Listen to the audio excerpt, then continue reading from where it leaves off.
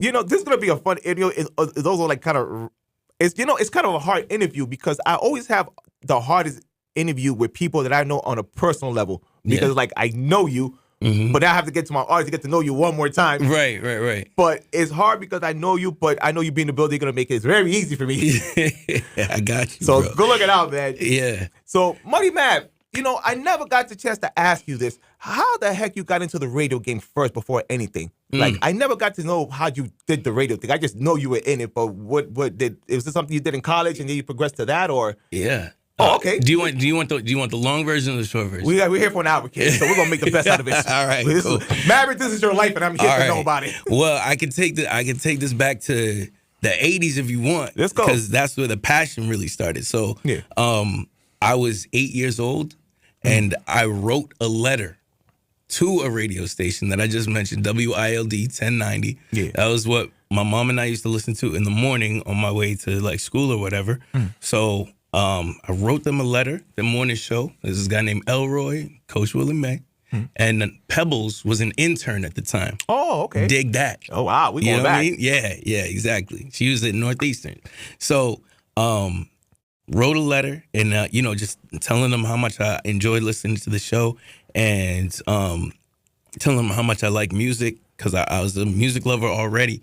And they had me come up to the station, which was like a dream come true at 8 years old. Okay. And they let me get on the mic, number one. And then number two, they gave me like records that I'll never, they gave me Michael Jackson Bad.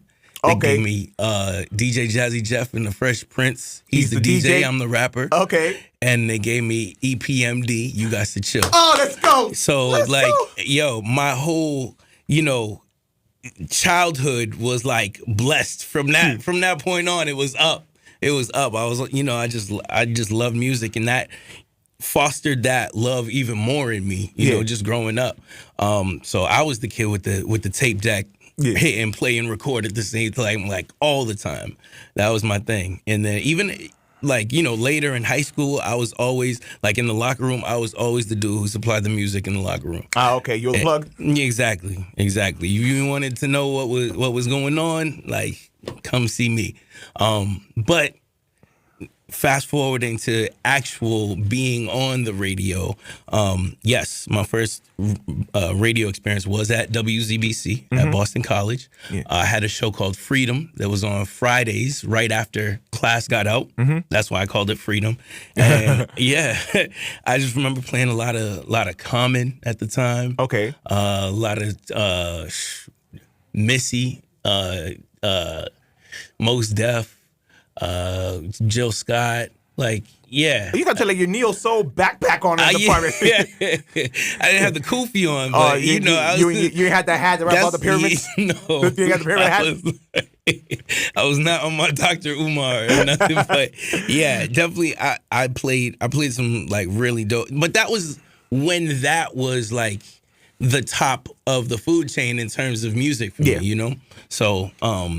Yeah, that was a fun time. And then from there, I was like, okay, maybe I could do this on a professional level. And from that point on, I was like, yo, this guy. Actually, I'll go back a little bit. There was a summer where I moved to Brooklyn. Like after BC, after the school semester was over, I moved out to Brooklyn. I never knew that. Look at that. I'm getting to know more about you every day. I know. You're a BK. And there was a girl in my class who was taking summer classes at BC. So she lived in her mom's basement. So I just moved into the basement. Yeah. And I think I paid her mom like $500 or something like that. Yeah. Something like crazy light for spending the whole summer like in your house. But anyway, we did that. And I worked during the day at a spot called Dr. J's. I was selling sneakers. I'm familiar with that. Yeah. Actually, they put me in the women's shoe department. Because I was, probably a young, cute little, you know what I'm saying? Something at the time, trying to hustle some women's sneakers. But then I eventually got an internship working for a hip hop newspaper called Four Corners. So that was like my summer experience, which was like, and I didn't know my way around really, so I would just get on the train and just like explore. Like on my days off, I would just get lost. Yeah. I would end up uptown Harlem sometimes, like checking out the basketball games at Rucker Park. Rucker? You know, but that's what it was. It was just like fun and free. And then, yeah, on top of that, working for the hip hop newspaper really just immersed me in the culture. Yeah. Like they would just send me out, and I'm a 17-year-old kid. Mm-hmm. They would just send me out places where they knew somebody had the plug, but they knew where people were going to be if they were in New York. Yeah. So they would send me to.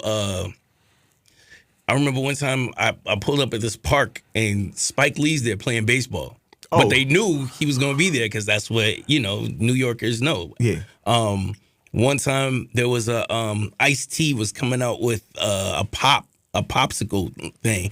They had me pull up there and interview Ice-T, like Ice Cube. They would at this time Barbershop was just coming out. Okay. So I went to one thing and I'm there interviewing Ice Cube and Eve for the Barbershop. Yeah. So it was like, for a kid, that was like the ideal internship, bro. It's hip hop heaven. Yeah, exactly. And I just remember just writing stories, and they would edit them and they would put them in. I was like, but I will say this, I was like a really good English student, so like it wasn't like, I'm there writing BS. Like I'm really writing some stories that have some substance to them. So that was really dope. And then when I got back to BC, that's when I got the internship at Jammin'. Okay. And then from there, working at Jammin' was like, man, I was the morning show intern, so sometimes I would roll in from a party at like 3 something, and I had to be at the station at 4. Oh. Yeah, that college schedule was crazy, bro. Crazy, let me tell you.